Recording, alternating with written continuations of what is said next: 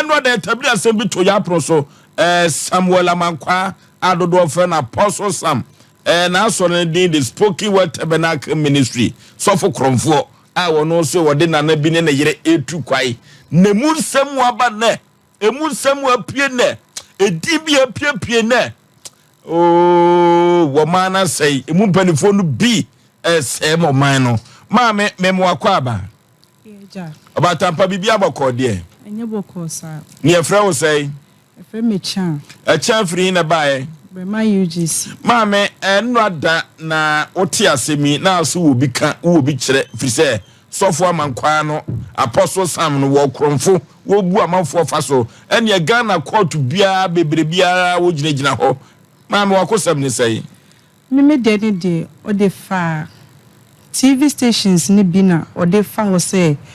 o ye Canada UK ni sa Germany enti me fa number na me friend but me friend no catch me say o de Mr. Asante ena me catch ni say mati Canada de no say I o ye adwuma o ministries enti o pe say Apostle Sam no so adwuma ministries yes o ye adwuma o ministries ano kan ye enti omo so omo penkrofobia mo makoye adwuma o Canada ti me bisa no ena o catch me say omo fa nkrofo na o the companies ni bia o ya ebe omo be fa no ansa no ma visa na ma no the best send me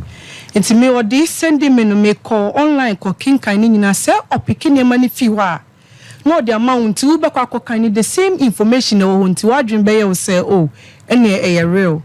nti o ye me de ma me no o say approval e buy na me nya adwuma o nti me call net ko check in everything was intact nti after 3 weeks time so for your professional but you dey me ba make up basis so me kwa na me nim so your software fiance kra later na me find out enti me wo ye me den ma me at 3 weeks time me visa buy na me ni je ti me ko church kra ko den nyame ase e na nkrofo foforo buy ti me na me ka kire ni say nkrofo foforo aba o mania na so wo ma ye busy na nkrofo na epu ba so mo pese mo ko Canada ministry so no mo ko meeting enti mantini nka da o ye no say e visa package obetwa o ticket ene obi bia ka ho ama ne bo no be say ni nyina be 30,000 yes that was 4 years ago nti oka ye na me say okay 4 years ago nti mimi de no e ba ye no ene o send me passport bra me me visa boom o Friday bi mercury bob no de ka ho nti e check ye no ye de to so no na bibia bantie nim say e real ena nkofo so sha se ban so mo ye na me ka kire ni se me do number wo be friend na on fada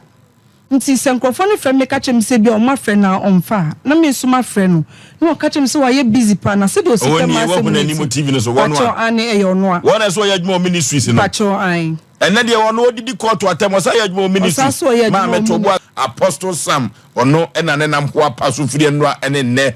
wono asore ne spoken word tabernacle ministry so for no ene de so ye adwuma wa hemfa ma me so ye adwuma o ministries o ye adwuma o ministries eno o say di Ghana court atem sa brantie we ma me nti ekosi sen onafofo bi su hu kodim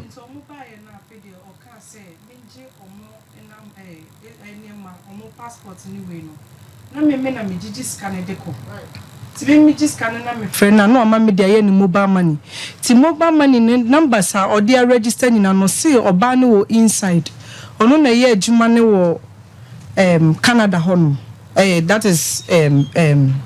embassy hono into o gibi bia kwa e na wo ko check in so a omo fe bibi visa on arrival so wo be ye adwuma ebu ha wo ko dru ya ansa na omo be ma what take your fingerprint enti ye nyina ye ko check online ye hu se na yampa enti e guso ye na no ena ye fetch say ye be ko check e wo airport ampampa na ahwe say ye be hu a enti nipa na memini no e agree say ye be ye no ma minti so far no wo 70% na wabu o mafa so nipa 7 to bo ase wate ni nyina ye nipa nson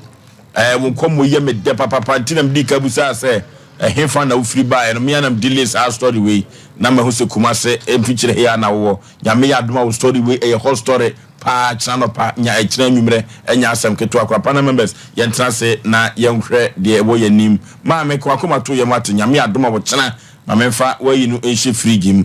me bre no amoa me kra